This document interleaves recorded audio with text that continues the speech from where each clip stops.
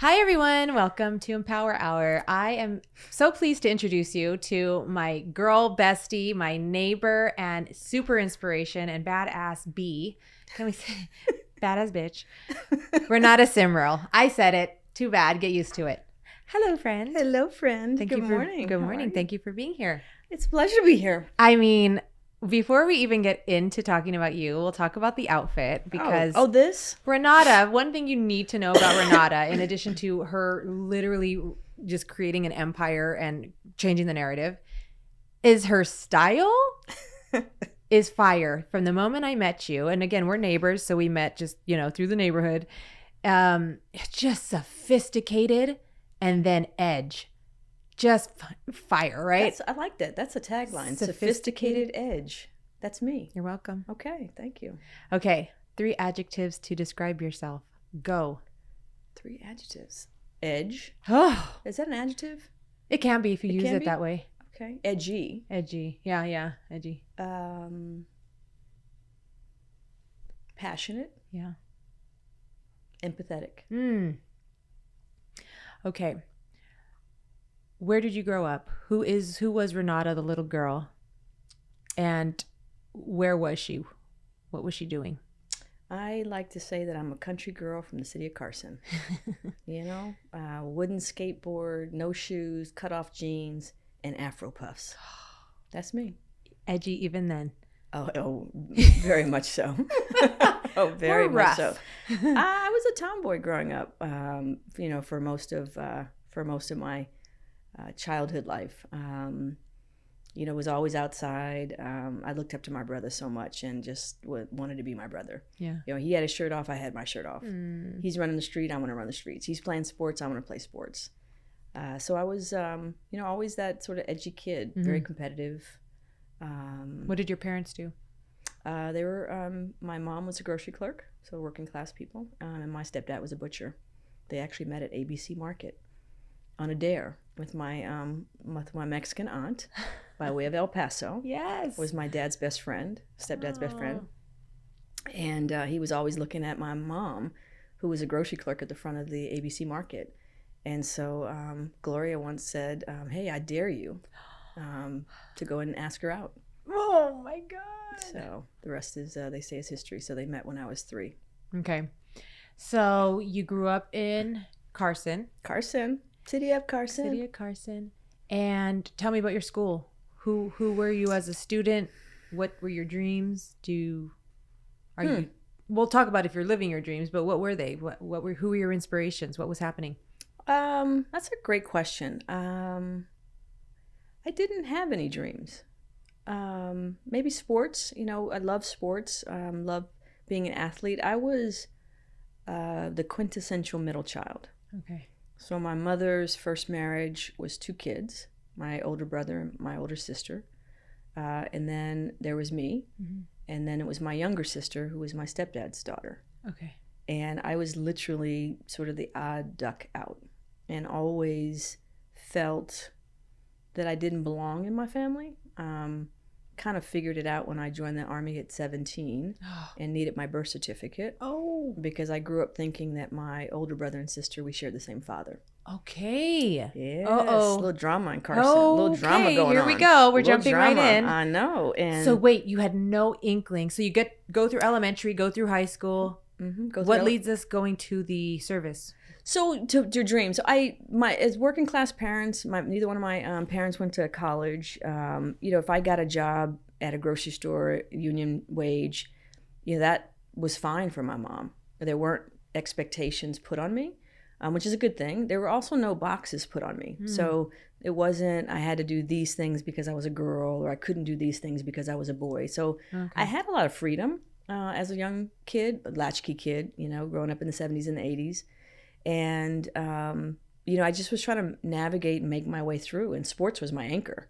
Just being on my team, having that sense of identity, having, a sense of a tribe. And when I got to high school, I took this thing called the SAT.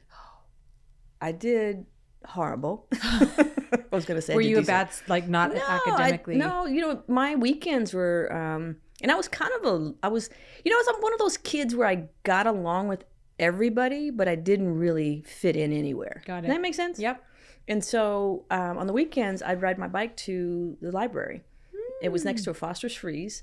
I'd scrounge around some coins. I'd just pick a section. I'd pick a letter, like, whatever the letter was, A. And I'd walk them down the library aisle of A, and I'd pick a book. And then I'd take the book out that looked interesting, and I would sit on the stoop at Foster's Freeze, drinking a root beer float, just reading the book. That sounds like such a good day. That was. Can we do that? That was me. That odd, that odd quirky kid. So I was smart, but it didn't really apply to school. So school was a struggle for me. I think I have undiagnosed ADHD. Okay. So I took this thing called the SAT. I was going to lie for a moment and said I did okay, but I did horrible. So good. Be honest. And so good. And I didn't apply to college. So all of my friends during that time when you get the letter and it's a thick letter, it's a thin letter, and everybody's so excited and they're like, "Oh, I'm going to Berkeley. Oh, I'm going to Long Beach State. Oh, I'm going to." I was like, "Uh-oh." Uh-oh. Was I supposed to do something? No.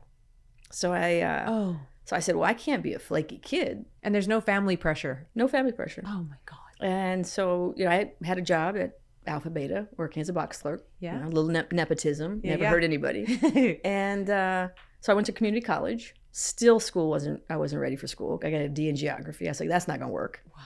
I said, I got to do something positive. And so I said, my play cousin was in the Army. My stepdad had been in the Army.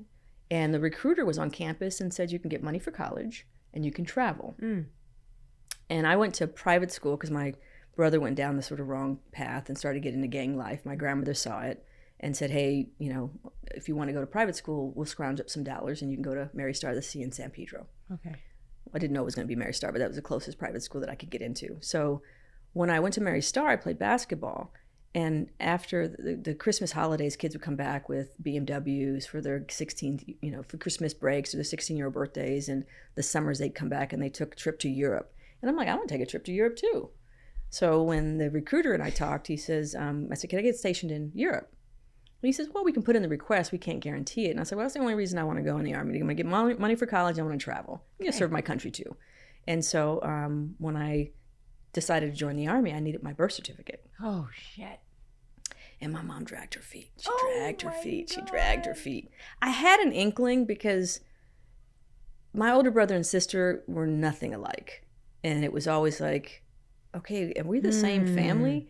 Because I was a quintessential middle kid. And so I always had an inkling. They went on this path to find their father and ultimately reconnected with him. He was a deadbeat. So my mom was right to leave him. And it just I never went on that journey. The energy wasn't there for me. Okay. And so she took forever.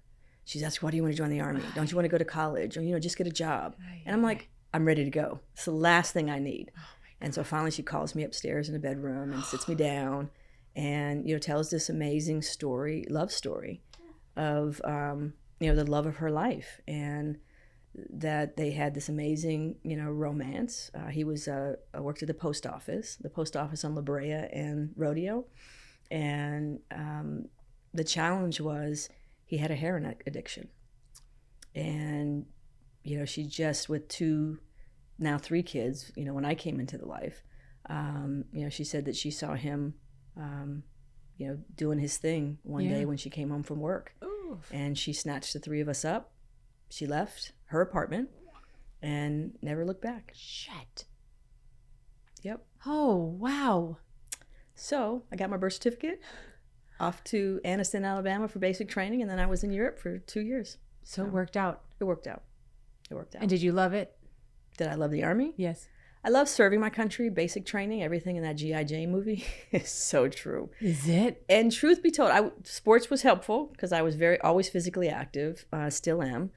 So to all your readers, make sure you do at least 30 minutes a day. Doesn't have to be hard stuff, but just get your body moving because it is medicine. Oh. Movement is medicine. I worked out this morning, by the way. Same. And I tapped out 2 weeks in. It was hard. They break you down mentally. I couldn't do one more push-up. I'm like, for stupid stuff. Because that's the whole idea is if you're going to serve your country, you have to be mentally strong and physically strong. And I didn't think I could cut it. It was just like too much.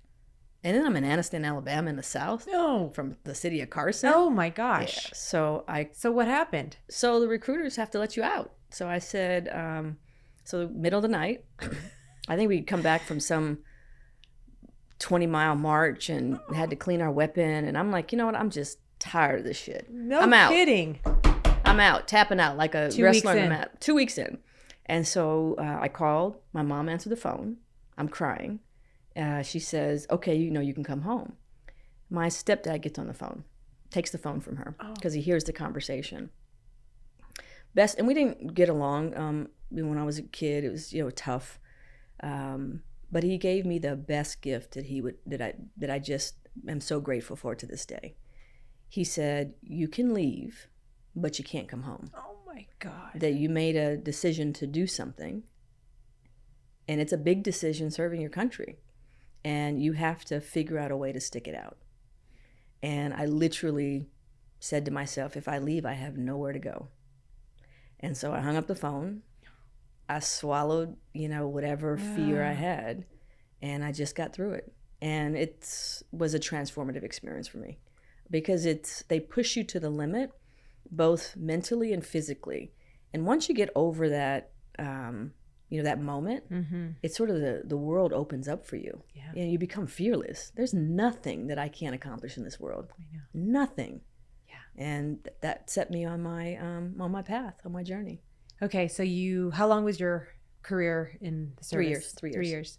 So then you come out after serving our country, doing what? I had to go to college. I still didn't have a degree. Education's a great equalizer. Oh, it sure is. So I was the first in my family to go to college. Applied to one school. Which Your one? law school alma mater, Yay. Loyola. Yeah. Go Lions! Yes. Go Lions! Go Loyola. So I had finished my first year in the Army, so my general eds. So I transferred to Loyola Marymount as a sophomore. Okay. As a sophomore, did 3 years at LMU. Worked 2 jobs to get through. Uncle Sam helped me, pay a big chunk of it. And the riots happened in my senior year. Okay. And what year was that? 1992. Okay. April. The Rodney King riots. The Rodney King's unrest, civil disturbance, whatever we want to call it. The city that I love was on fire. Like your neighborhood literally was. No, it's more LA. LA, not the city of Carson. City of Carson's in LA County, so it's a little bit down the 110 freeway. But where my mom lived, grew up, and where my brother would hang out. It's just neighborhoods that we knew and we were familiar with, and we had friends, and it was on fire, and communities were completely devastated. And you remember my one of my words is empathetic, and I wanted to do something. So I had an internship from David Crippens, still my mentor this day. I've not taken one job in my career without getting his advice. And what does David Crippens do? David Crippens is just an all-knowing guru. He ran educational enterprises for KCET, so really heavy in education, sits on a lot of boards, consults. He's a helper trying to make the lives of young people better through education and workforce development. Is his expertise. And so I said, David, I want to do something. So my internship was coming to an end, and he says, all right, I'll introduce you to some people. And he introduced me to the chief of staff of a city councilman. I interviewed, and they offered me a job on the spot. Oh my gosh, and now you're in politics. Now I'm in politics, just like Having that. no background, nothing. I was in the Army, so, come on, a little bit. But listen, if you can get through that, though. No local government experience, but they were, their team was doing the work of community organizing and using every land use development tool and every thought that they had in terms of how we would rebuild not just the physical aspects, but rebuild community trust. Wow. Started the Days of Dialogue during my time there, and so it was really about bringing the diverse communities, Latino, African American, Koreans, which was sort of the flashpoint. Yeah. Ecumenical, so it was across various faiths to say, how do we create a sense of belonging for parts of South LA that are necessary for us to have, economic prosperity and build pathways and build community and a sense of belonging. So you joined that when that entire movement we were doing all of that, growing and starting and trying to figure it out. Yep, the 8th District Empowerment Congress, which was, a way to get community civically engaged and civically involved. And the organization still exists to this day. Community Coalition for Substance Abuse Treatment and Prevention. My very first project was their building on 81st in Vermont. Why do I mention that? Because our mayor, Karen Bass, started that organization 2 years before the civil unrest because of the crack cocaine epidemic. It was just devastating parts of South Los Angeles. And, you know, the work that they've done over the last 30 years to build Black-Brown coalitions and community organizing and power building with the youth, that was my training ground right out of college. I know, amazing, What an right? education. I feel like I got a PhD, but I'm not a doctor. Literally, like, But I'm not a doctor. I should actually go back and actually get some credit in college. I think you should. Doctors. Let's just do that. Yeah, call me Dr. Simril. Calling Dr. Simril. You could add that to the patch on your jacket. Ooh, right? Okay, so you do that, and then how many years were you in local government? So I worked for Mark Ridley Thomas for 5.5 years. Got the bug. I got the bug because we were doing a lot of development, affordable housing, senior housing, retail development. And it was always quite odd to me that you'd have a grocery store and they wanted to build on Vermont and Adams, right? So, you know, South LA. And they say, well, we don't want to do a Rouse. We want to do a Food for Less, right? And so he's like, well, why can't we have a Rouse? And so they'd have all these, you know, code words. And so we would get the community organized and we marching on Adams in Vermont and say, you know, we deserve a Rouse. Yes. You know, Macy's trying to leave the Baldwin Hills Crenshaw Mall. We're like, make it a Macy's. And we're, you know, protesting and walking the picket line and, you know, negotiating. And at Adams in Vermont, there is a Ralph's grocery store. And so it just fascinated me why some retailers didn't think our money was good enough. Right. And so I decided to go back to college, went to your alma mater, USC, fight on, and got a master's degree in real estate development. At this point, you now have become a good student. You now know to study. Right. You now know to pass these tests and write a paper. Right, exactly. It just, I was a late bloomer. It's okay. For my academic knowledge. So to all of your listeners, there is not a even path. Which is why this is so instrumental for people to hear. It is not a clear path. You know, where I was to where I am now, it's just patience and be true to your journey and know that God will bring it to you in the time that it's meant for you. And so I was a late blossomer. So, you know, I love reading, always have. And I think to your listeners, you know, you may not be book smart, but that doesn't mean that you're not an intellect or intellectual. Absolutely. So yeah, I'm pretty good at this school thing. Yes. Okay. So fast forward, kind of jump over to now, what do you do? What's your title? Explain the mission. Oh, sure. Because this is the good stuff. This is the good stuff. So yeah, after about a dozen years in real estate, a little stint with the Los Angeles Dodgers running their foundation. May have heard of them. All right, their foundation in community relations. For the last 8 years, I've been running the LA84 Foundation as president and CEO. And the LA84 Foundation is the legacy of the 1984 Olympic Games. So yeah, so little country girl from Carson to president and CEO of a legacy of the most financially successful Olympic Games in the history of the Olympic movement. Just that. I mean, I'm not surprised. Just that. I am not surprised, and I'm not surprised that we're besties. So, birds of a feather. Course, exactly. Okay, so tell me about this. Tell me about LA84 and what the mission is, what you're doing in the community, and how people can be involved. Yeah, I love that question. So everybody knows the Olympics and global sports. Mm-hmm. But when we hosted the Olympics, it's really about how do we have a major sporting event that impacts the lives of the communities who can't even afford a ticket. Oh. So for 40 years next year, we're celebrating our 40th anniversary. We have been helping to make kids life ready through sport. You know, kids, we talked earlier, right, about Daisy Garcia. Yes. You know, Daisy Garcia, Serena Lemus, you know, two young kids that I meant, they're not even kids, they're women. I mean, they're badass. But they started as kids. They're badasses. Basketball. Serena played basketball and found her tribe, you know, found her pathway. Through LA84. Through programs that LA84 supported. Daisy was going down the wrong path. And through a coach that we trained and a program that we funded, you know, turned her life around. And these are the examples of the impact that we have. Both of them are in law school now. Daisy's also an educator. Started a boxing program coming out of COVID to help anchor the young kids that she supports, and to show them pathways. Boxing scholarships in college that most of us, I didn't even know there was basketball scholarships. Boxing, or there's scholarship for boxing? Yes, there's scholarships for boxing. So who knew? But Daisy knew. She went through a boxing program and said, let me try to bring this to the young people and see if it helps them like it helped me. And guess what? It does. They just won this. I can't remember what the award was. They just won this fabulous award. She texts me back and forth. We text back and forth. But just amazing work that this organization has done through coaching education, through funding nonprofit organizations that provide sport, play, and movement to kids for free or low cost. They can't afford it. We do a lot of work around gender equity, so the barriers for girls to play.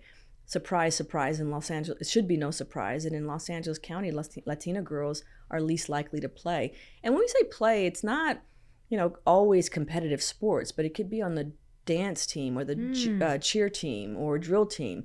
We're really about how do you stay active, stay connected to a positive environment, to a well-trained coach that is that adult advocate for you. And then how do you develop the agency, that connection between hard work and success, right? The military, right? That was hard work. But once you get through and you see the other side, then you develop agency that says, wow, okay, I can fear less about that thing that's unknown. And then when you fear less, you become fearless. Right? When you fear less, you become fearless. That's it. And that's what we've been doing for 40 years, is helping young kids find their voice, find their tribe, and find their pathway to success and lifelong well-being. Through sports. Play and movement. Play and movement. Yep. And it's really just so fundamental to humans. Fundamental. Period. But again, kids growing up in inner city communities that don't foster even that fundamental principle. Well, did you have recess in PE in school? Oh, yeah.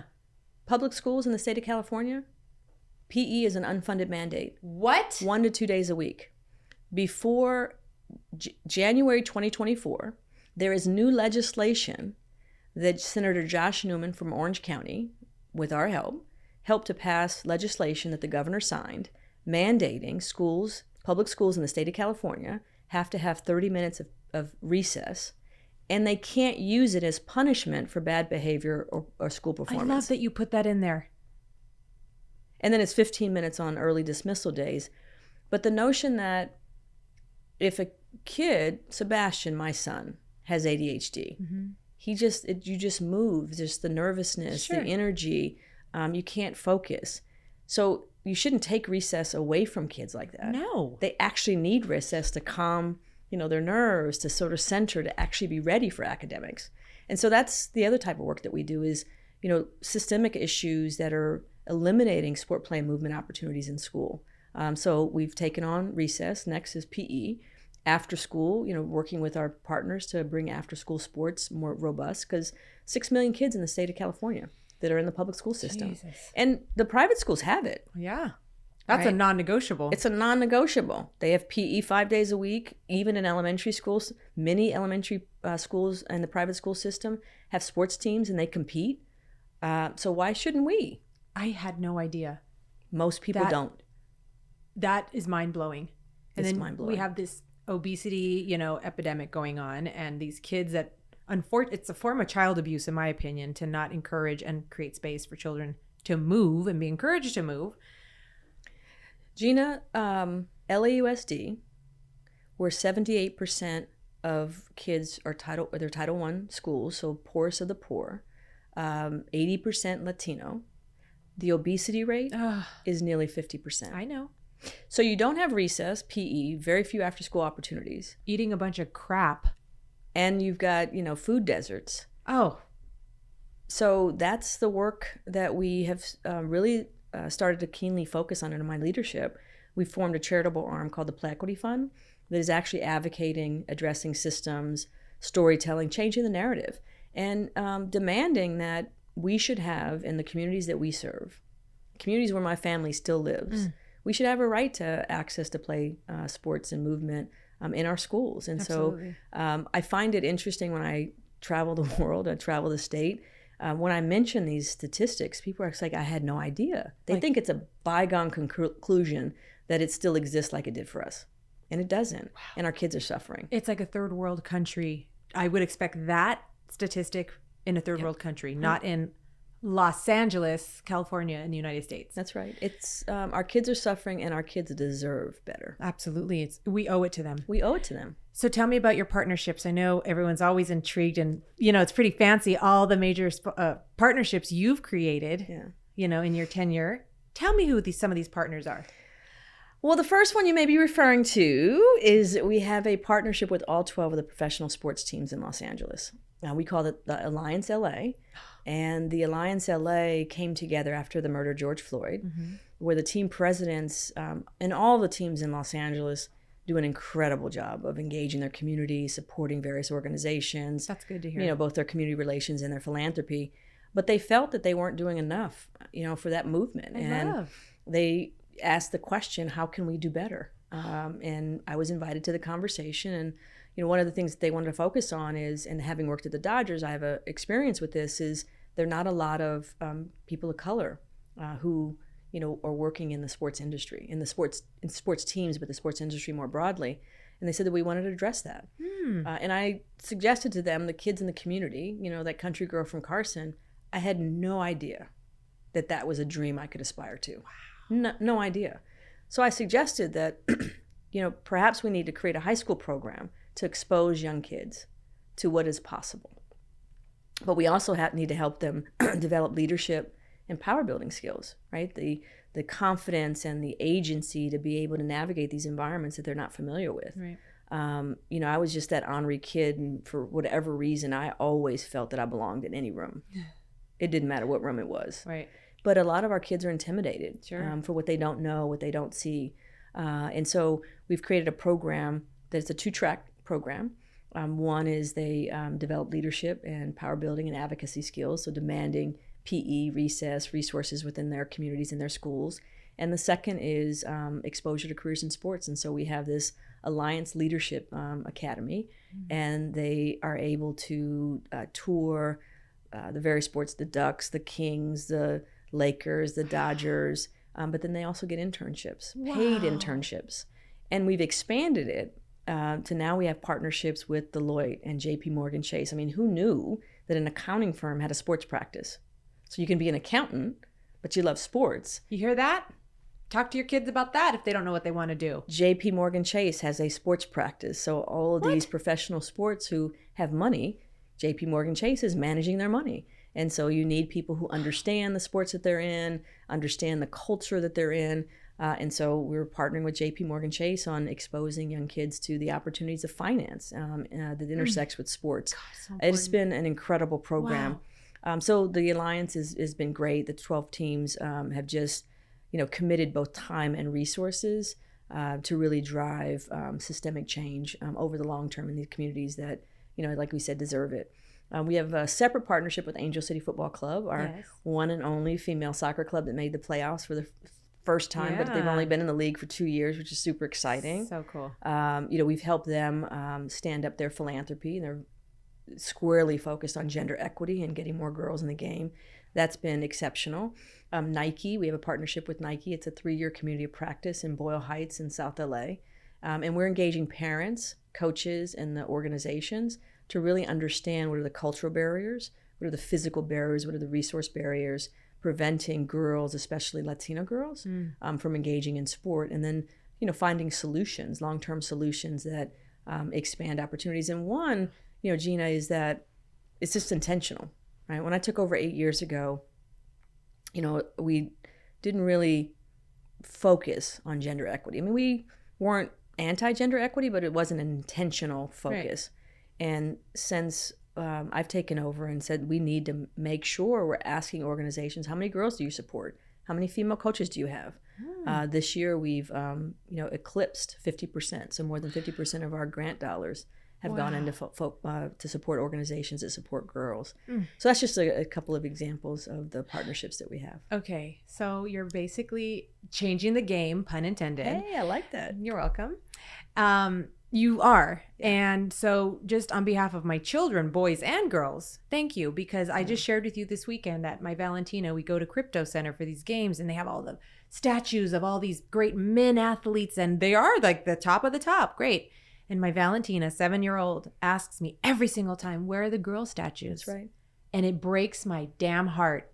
And I'm like, I failed her. I need to do more. And you are doing more. You are creating the change for her too, and very soon in her lifetime we'll see we are very much equal and will be treated as such going forward. Well, trip this out, Gina. The ESPYs a few years ago, Abby Wambach, just a great, I mean, she's the best soccer player in the world. World Cups, just extraordinary. So it was Abby Wambach, Kobe Bryant, and Peyton Manning. They received the top awards, this top honors at the ESPYs. Mm-hmm. And it was Abby Wambach that really had this concept of starting a women's soccer club that now not Julie Fadi, but Queen Amidala from Star Wars, Natalie Portman. Oh, yeah. Natalie Portman, Julie Ehrman, and Karen Nortman are the founders, but it was inspired by Abby Wambach because she had an epiphany as I hear the story standing on that stage. She says she's standing on a stage with Kobe Bryant and Peyton Manning, one of the best athletes in the world. Great that they were recognizing a woman. But after, it dawned on her that she's got to go get a job because she has no health care insurance. And so while Peyton Manning and Kobe Bryant were going off, rest his soul, were going off to, invest in businesses or write a book or, spend time with their family, she had to get a job. Wow. So we like to say that play equity leads to pay equity. Oh, gosh. Right? Jesus. And the more that girls are able to find their voice and their strength through sports, the more that we'll be able to change the game. Oh my gosh. Okay, so before we close, because I know we could talk forever about this. Wait a minute, has it been 90 minutes already? Well, yeah. My word.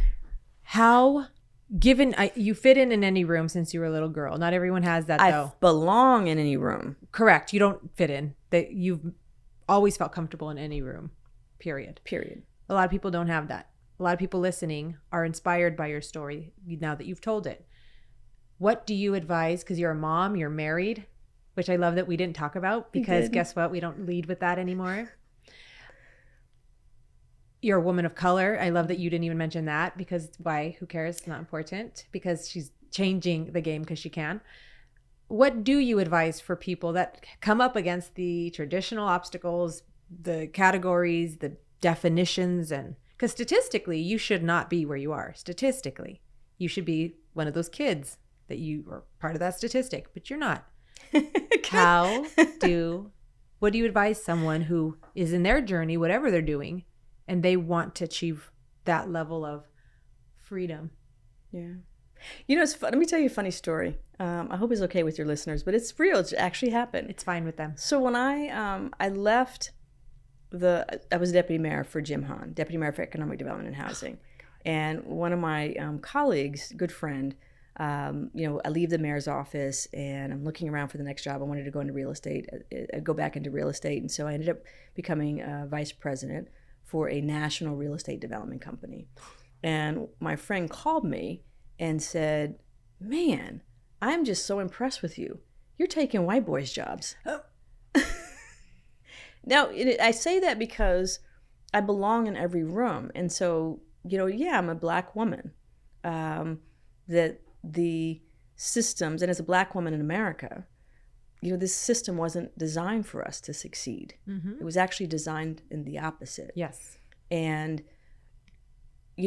so your listeners, I would say, is to be aware of the boxes that society puts us in.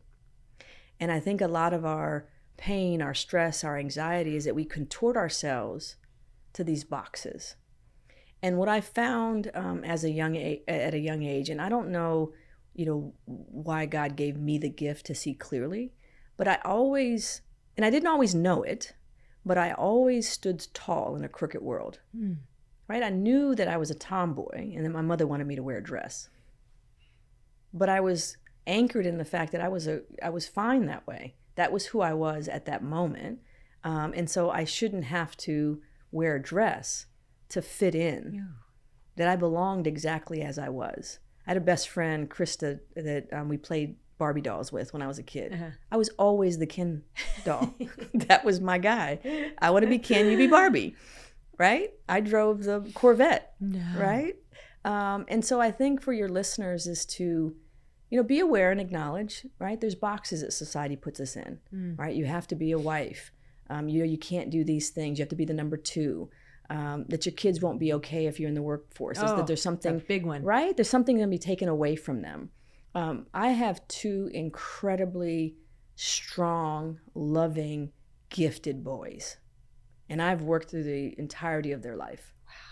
Right? But the moments that I spend with them are quality moments, and that they know that my love for them and my support for them is unequivocal. Yeah, you're super close with your kids. Right, and I think it helps the boys appreciate and respect and understand that women are humans first and deserve the right to be in any room that they choose to be in. So to listeners, I'd say learn to stand tall in a crooked world. And it's not to say that it's, fear, that I've not been fearful, right? Working in the mayor's office and, right, engaging with the mayor. It's like, okay, wait a minute. You go in with nerves. I might have to wear a jacket because I'm sweating under my, shirt. So I don't want the listeners to think, it's easy. But it's, it's having a strong belief in you and who you are, and being able to stand tall in that crooked world. And this is one thing that I've learned, is that once you do it, it becomes a habit. Right? You do it once, you do it twice. Excellence is a habit. And you have to condition your mind to say, I'm going to do it. That's it. I'm going to do it. That's it. We are our own greatest barrier. We are our own greatest barrier. Okay. How do people connect with you and support LA84? At Renata Angelino are my social handles. Okay, we're going to add it on the bottom here. And then, just check us out on LA84.org or our charitable arm, Play Equity Fund. We're celebrating our 40th anniversary next year, so we'll have a big summit on April 17th. That's our Thought Leadership Summit. Okay. We have a big gala at the Coliseum on May 8th. And then we're doing a huge community block party at Adams and Gramercy. I'm available for all 3. Adams and Gramercy. I will be there. June 29th. Yes. Think a big block party. DJ Nice. Maybe we'll get her to perform. DJ Nice and her H.E.R. I'm just putting things out. I'm putting things out in the universe. Oh, and it's coming, and I'm hearing it, and it was going to happen. And then be on the lookout. I'll definitely share so you can share with your listeners. We're going to be filming a documentary about the impact of the work that LA84 and the Play Equity Fund has done, and the Academy Award-winning director and writer John Ridley is producing our film. So super excited about that. I'm so excited. I love you. I thank Just you. a country girl from Carson. Come on. I love you. Thank you. I love you too. Thank you for what you're doing, and thanks for joining me. It's a pleasure. Thanks for asking. Okay. All right. Bye. Bye, everybody.